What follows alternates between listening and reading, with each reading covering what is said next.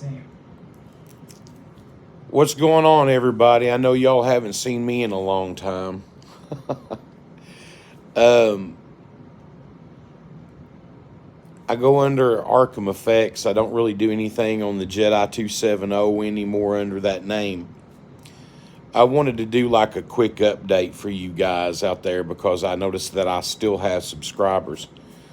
I wanted to give you an update on what's been going on in my life and why you haven't seen me in a while. Let's start with the airsoft thing. Back when I was doing the airsoft thing, I was living in Western Kentucky, and there weren't a lot of places to go and play there. You know, it was a pickup game with friends here and there, and I really had no interest in filming it. I was spending a lot of time, I was coaching Pop Warner football, and started getting sick. I mean, just real sick, and I had a heart attack. Well, got to the hospital. They said I was 78% blocked. Now, keep in mind, as you look at me today, I am 54 years old. So they gave me 5 stents. And what the doctors told me was basically, you know, if 6 stents are made, then you automatically are the candidate for the bypass. So since I only needed 5, I got the stents. And then after that, I went to my first checkup. And the doctor told me, he said, hey, he said, looks good. And he said the stents will probably hold for about 10 or 15 years. And lo and behold, my wife at the time had passed away. And it was just a real rough time for me. And things that were going on with airsoft and the whole YouTube thing just made me sick to my stomach, you know. It was very toxic for me. And from my military past, I'm not going to go deep into that. There's some PTSD issues there, but not bad. And I was just dealing with a lot. And when I was coaching football, my boys came to the hospital. The first game, I was sitting on the sideline or standing on the sidelines. My defense came off the field, and they, oh no, coach, you guys sit down. These sweet kids. And I was putting a lot of time in that, and my son was playing. So then I moved back home to Eastern Kentucky, where I was born and raised. And then about 2 years ago, I had another heart attack. So that doctor was true to form, and he said, well, they were going to wear out. So I had 5 bypasses done. So what they did, I'll show you here. I'm sitting here watching YouTube now. There's that scar right there, and there's one down here. They took a veins out of my leg and sewed them into my heart. Now here's a funny thing. One of the things, I had 2 MOSs when I was in the Army. One of them was medic, and went to medic school there. And then after I left the Army, I was a volunteer fireman and a medic in Hampton, Virginia. And I stuck with it, you know. And the doc says, hey, you want to see your surgery? And I'm like, what do you mean? I'm laying there with these chest tubes, right? And God, it was painful as hell. Excuse me. So I'm laying there and I'm like, hell yeah, I want to see it. So anyway, they shot a DVD of the surgery, and I'm sitting there watching it, and I'm like, oh, that's so cool. You know, because everybody in my family has something to do with medical. My sister does. My niece is a nurse prac. It's just crazy. But then it got to the part where he takes these shears, and he cuts my damn heart out, man. And I was like, and they hand it out, and they put it in a pan, and he puts it on a table. He puts his hand on it and pushes all the blood out. And the other doctors were taking out the vein, and he clips those, and he's sewing everything. And I'm like, And then I'm like, I don't want to see anymore. I didn't even finish it. I was like, oh my God, I finally seen something in the world of medicine that I want no part of, because it's so wild, man, that they're so smart that they can do that. It's incredible. I mean, look it up on YouTube. Like, stuff like that's crazy. So I was recovering from the heart attack. I was a Pepsi whore, okay? Loved it. And I would drink the crap out of it. I wasn't eating right. I was dealing with the PTSD. I was dealing with the flame war crap from all these people on YouTube that were running other channels. I'm beyond that, okay? I'm so far beyond that. It's not funny. From phone calls from these people, and they're saying, oh, don't take it personal. It's all a part of YouTube. I don't have any time for that in my life. I was just trying to do something for you guys. So the toxicity of it really almost did me in, because I had a lot of things going on in my life, and things that I normally wouldn't have gotten bent out of shape over, I did, because it was just too much to handle.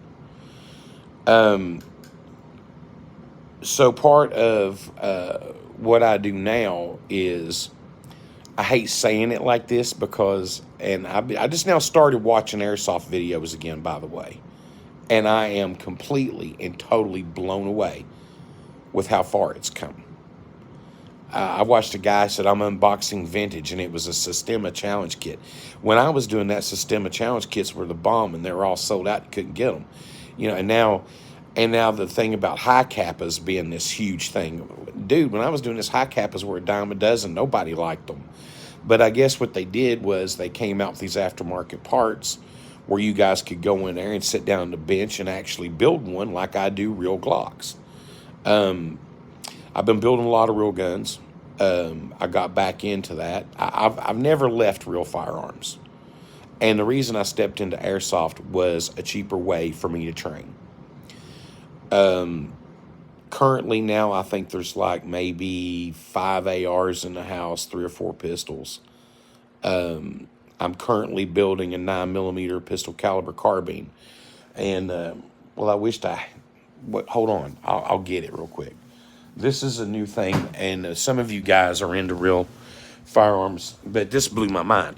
The last thing I wanted was an AR with a Glock mag hanging out of it. I think they're ugly as crap, and I think the lowers are ugly, but that's just me. I think I'm beautiful. It shows you what I know, right? So basically, now you can take, instead of having like a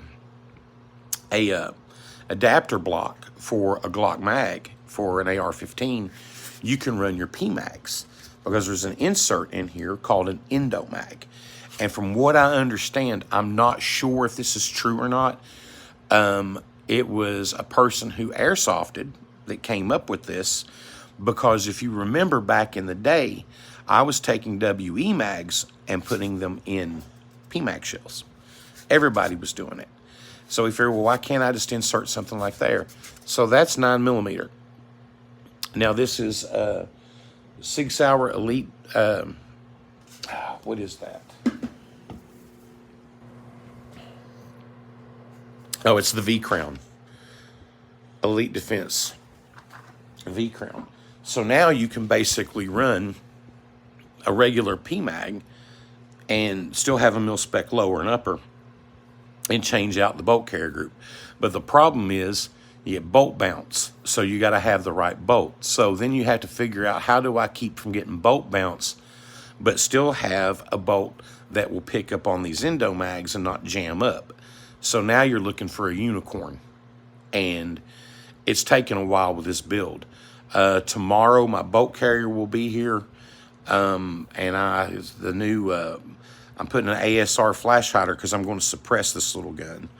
It's got a 8-inch barrel, and I wanted it to be small and compact. So what I'm going to do is I'm going to go with the Silencer Co. Omega 36M, and that one will run on both my all my 5.56 rifles.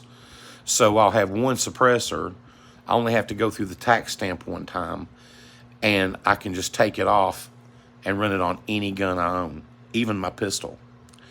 My everyday carry is a 6 hour P320 Spectre, and I love it. Absolutely love it. Best handgun I've shot in a long time. So since you guys have seen me last, I can easily say, with the exception of, well, still the exception of a lot, like historical guns, just about every modern gun I have owned, if it just be for one day or 2 or 3 weeks, because I trade all the time. If I don't like it, I usually got a buddy at the range and we'll work out a deal. Say, hey, if I don't like this, you want to trade me that? And that's a lot of fun. So a lot of that works over like on airsoft too. Let me move this message out of the way.